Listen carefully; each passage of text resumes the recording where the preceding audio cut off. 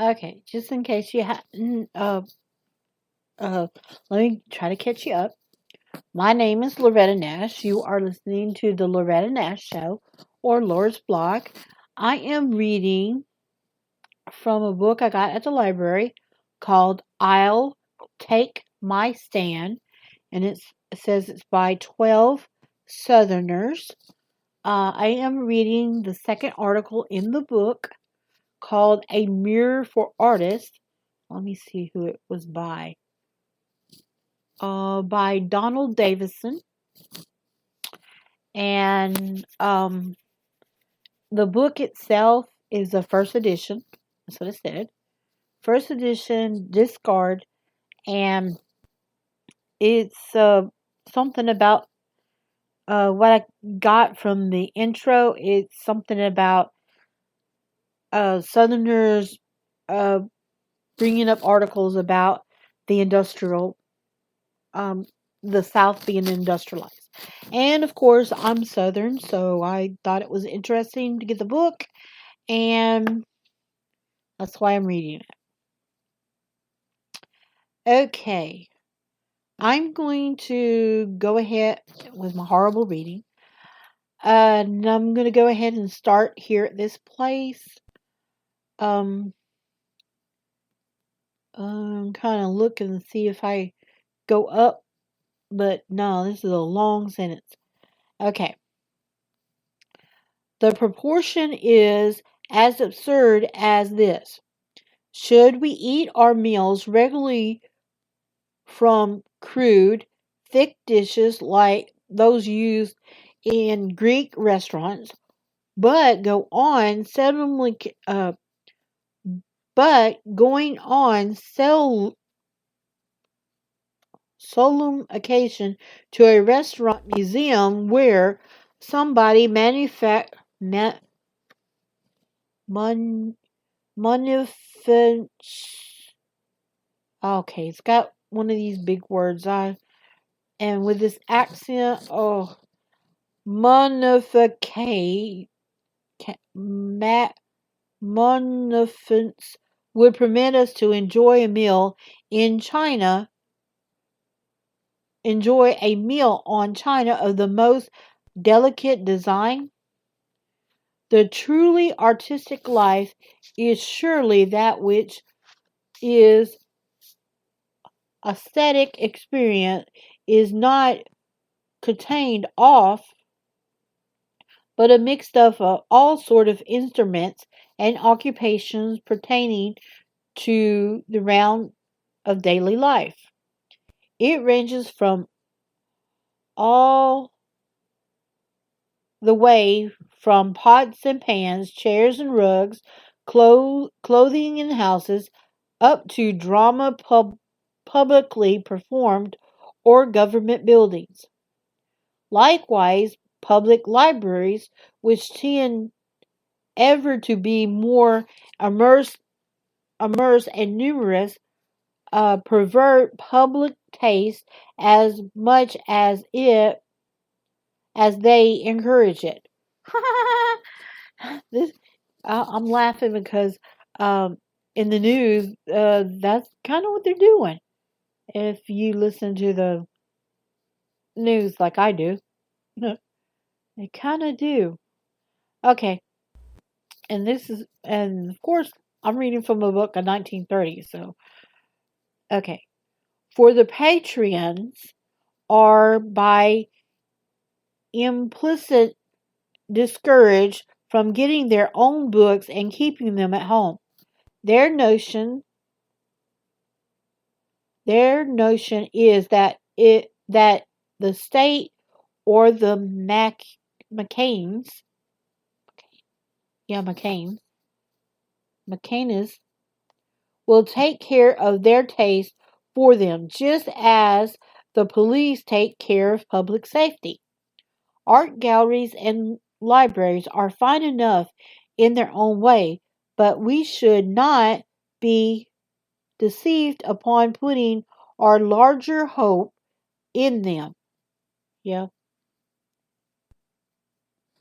The final evidence of the false promise of industrialism is in the condition of the arts itself, of the arts themselves, that they have in our time the real excellence as arts. I should be the last to deny. I am, however, not so much certain for the finding that excellent as with discovering their general status in relation to the profound changes which industrialism has brought to the human society. Those who study the modern arts seriously and interestical,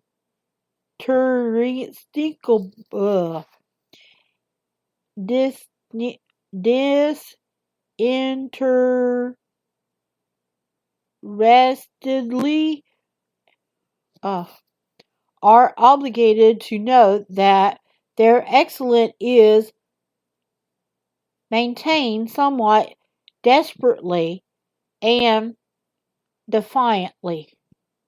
Oh, now what popped in my head was the movie I like to watch called Big Eyes.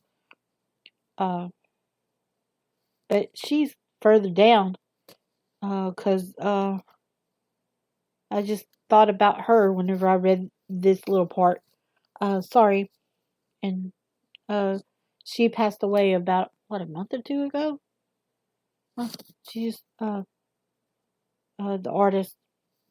Okay, let me get back to this. And she had a degree. It was hard for her. Okay, but that was in the 60s and all that. Okay, let me digress. Okay, it has a back against the wall heroism. It has the fierce courage that flares up when one is cornered by an overwhelming adversary, or it has the malice of defeat. The arts are subject to exactly the same confusion of purpose that Matthew Arnold once attributed to the English Romantic poets. Their works, he said, was premature, largely because they did not participate in the current ideas in the largest degree, animating and nourishing to the creative power, such as current of ideas or national grow natural glow of life and thought, as so Sophocles. So Sophocles. That's what it says. Phocles and or Pindar enjoyed. Arnold thus put his finger on the difficulty that beset not only the Romantic poet, but Arnold himself and the Victorian writers in general, and that is exaggerated rather than demolished today. I don't know who. I kind of know who Sophocles. I guess it's supposed to be Sophocles. Oh, but with my accent and reading it like that, even though I tried to teach myself Klingon, but okay. Okay.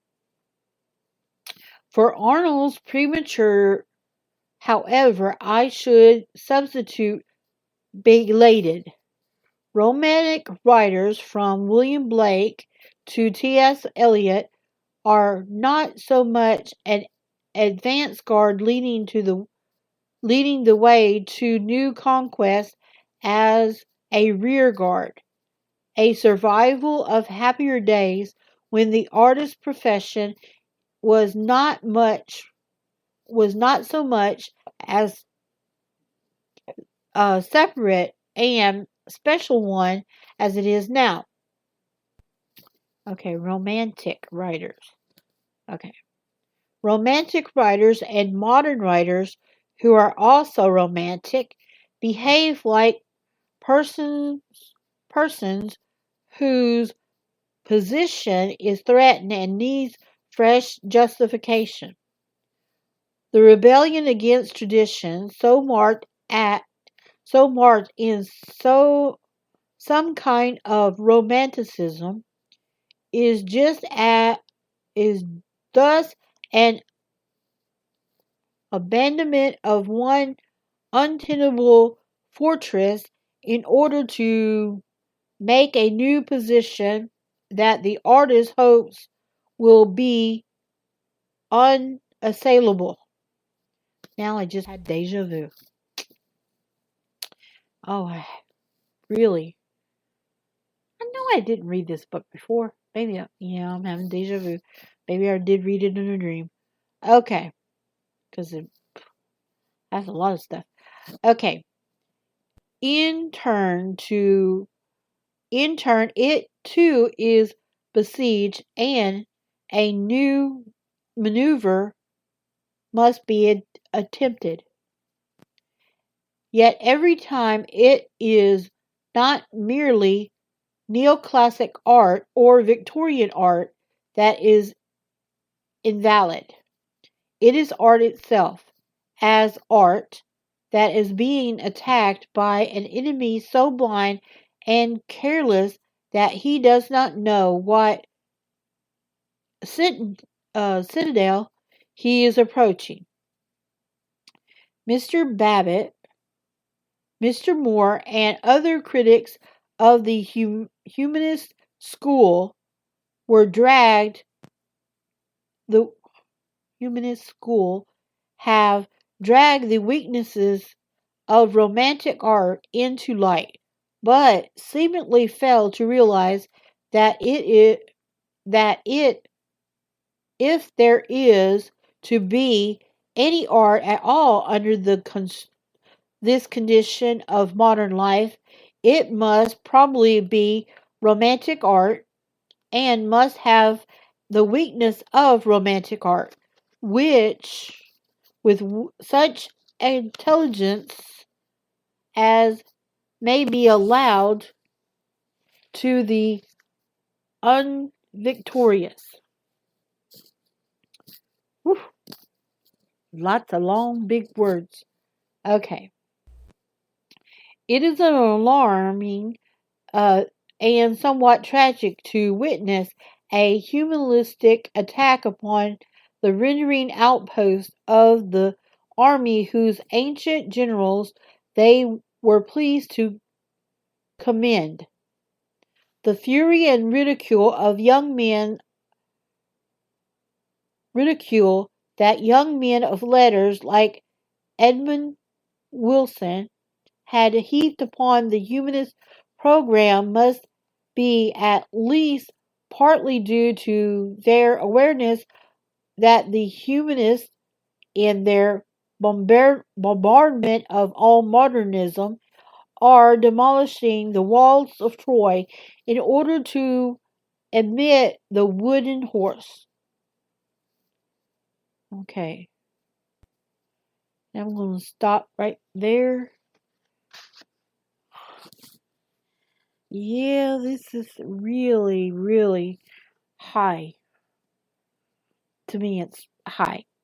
Okay, you are listening to the Loretta Nash Show. I am reading I Will Make My Stand by 12 Southerners. I am reading the second article, A Mirror for Artists by I forgot his name already. I really don't want to look back. Well, I'm going to look back anyway.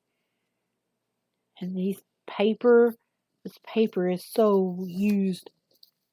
You can definitely see that it's got to be a first edition. I mean, it's uncut edges. But I'll be back.